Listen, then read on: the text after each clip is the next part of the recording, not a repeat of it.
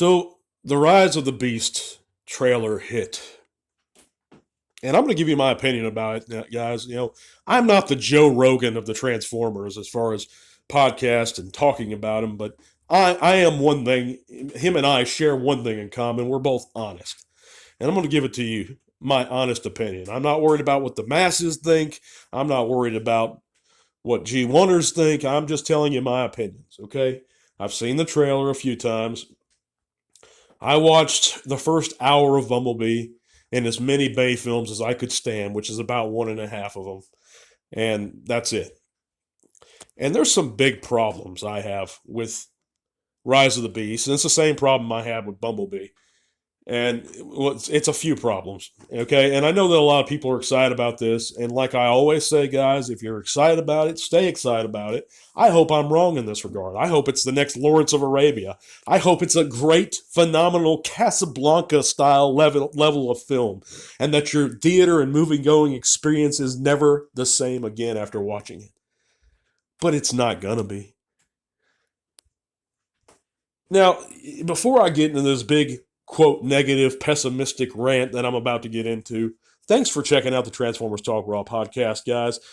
If you stay tuned to the end, you can actually listen in and see how you can enter to win our drawing for a free Legacy Blitzwing. Even if you got one already, guys, he's there for the taking. All you got to do is listen to the end of the video and hear what you got to do to enter.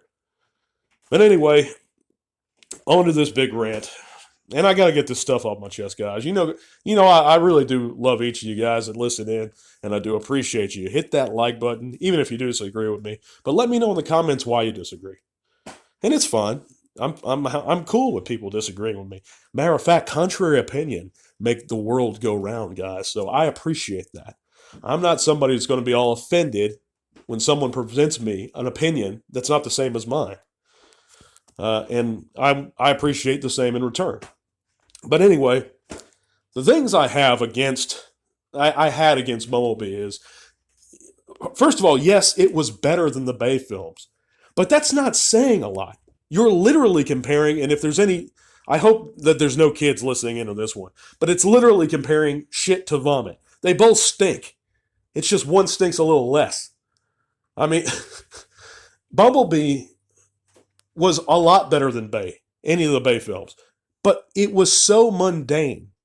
You're saying, it's sad that someone has to say, well, it was better than the Bay films. Okay, but are you comparing it to a good movie or to a Bay film? Because if held in the standard of a good film and theatrical experience, which it should be, it was incredibly mundane. And that's what it was. It was a generic, mundane, and I don't care what the critics had to say about it. They didn't have, by the way, anybody that says, well, the critics said it was good, some critics did, yeah. Some critics enjoyed it. But you have to understand something. Critics these days have a low floor for comparison. There haven't been that many great films, in my opinion, to come out in recent years, period. But I digress. I'm a big movie-going fan of the 80s and 90s and those classic movies during that period of time. But anyhow, it was just mundane. It was ordinary. You could have replaced Bumblebee with E.T., and it would have been the same film. As a character, what did Bumblebee bring to that movie that another character couldn't have? Nothing. Many other characters could have. The antagonists in that movie, two random Decepticons, the first ones anyway. I know there was more that were seen, but the female and the male Decepticon, whoever they were, I didn't care, and I still don't care who they are. But you can tell me in the comments, that's fine. They were just generic. They were there. Honestly, I was bored watching it. Was it terrible? No, it wasn't terrible. The Bay films, but that's not why I hated the Bay films. That's a whole nother rant, but I'm going to stay away from that rant.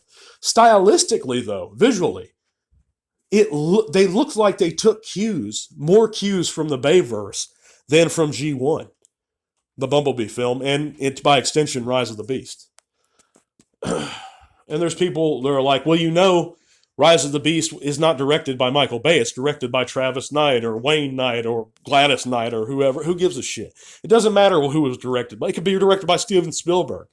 If it's mundane, it's mundane. If it's not a good film, it's not a good film. And based on the track record of Transformer films since 1986, there's only been one good one, and that was in 1986. That's my opinion. I have reasons for it. Now, whether or not they're valid to you, that's a different matter. But I don't think they have time. This is my biggest gripe. They're so busy presenting you characters and, oh, look, here's a Predacon. Or, look, there's Devastator. Oh, there's the Dinobots. That they don't have time to explore characterizations, to develop characterizations. They tried to a little bit in the first Bay Transformers film. And that's why initially I kind of liked the initial first Bay Transformer film in 07. Because they started to. But then they just completely abandoned it. But they don't treat the Transformers as individual living beings. They treat them as objects for our amusement, eye candy, throwaway, and I'm at a loss for words here, but just expendable pieces of nostalgia to toss at us for fan service, something to look cool for the kids, that eye candy, dime a dozen, dollar store, summer blockbuster, action-oriented, fast-paced horseshit. And I'm tired of it. And everybody's like, oh, this is so good. I'm going to be excited. Well, fine, be excited for it. Don't tell me I have to be. And that's speaking as a G1 old school fan. I agree. And not everything has to be G1. I love the Beast Wars.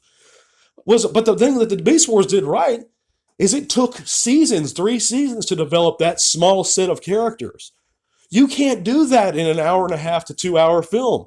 You can't, guys. Don't get your expectations that high up. It's not going to be that good on a character level. It can't be. They just simply don't have the time to do it. Anyhow, guys, if you'd like to win our Legacy Blitzwing, just type the word enter below.